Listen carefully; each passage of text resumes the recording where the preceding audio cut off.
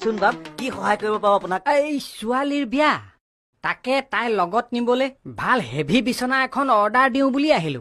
হে একেবাৰে ভাল জেগালৈ আহিছে।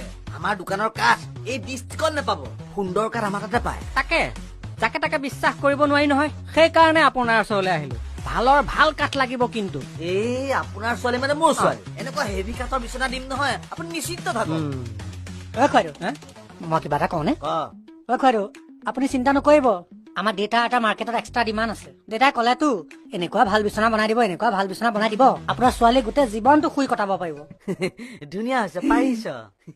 মই কোৱা নাছিলো মোৰ এটা চেলছত এক্সট্ৰা ডিমাণ্ড আছে বুলি? ৰবা, এই বিচনাখন মই ছোৱালীজনী বিয়াৰ লগত দিম।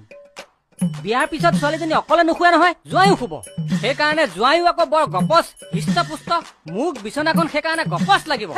এবাৰ দুবাৰ ক'লে বুজি নাপায় নেকি? কৈছে দেখোন এনেকুৱা হেভি বিচনা বনাই দিব, এনেকুৱা হেভি বিচনা বনাই দিব নহয়। বিয়াৰ পিছত আপোনাৰ ছোৱালীৰ লগত জোঁৱাই বাদ দিয়ক, গাঁৱৰ 10টা ল'ৰা আহি শুই দপ দপাই থাকিলেও বিচনা ভাঙিব নোৱাৰিব।